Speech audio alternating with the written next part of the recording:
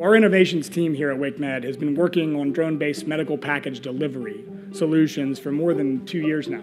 It can take several hours for samples to get to the lab using current methods, and drones can transport samples in just minutes over the same distances. That transportation cycle takes usually between 30 minutes to an hour.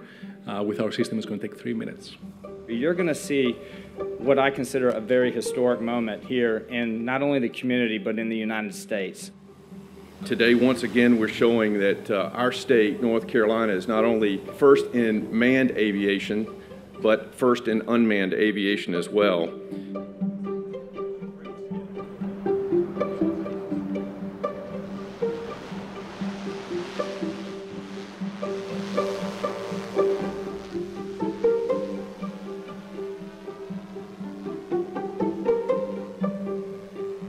It is great to be able to see the product of all the hard work firsthand. I look forward to the continued success of the North Carolina team, and I expect to see even greater milestones in the future. Thank you.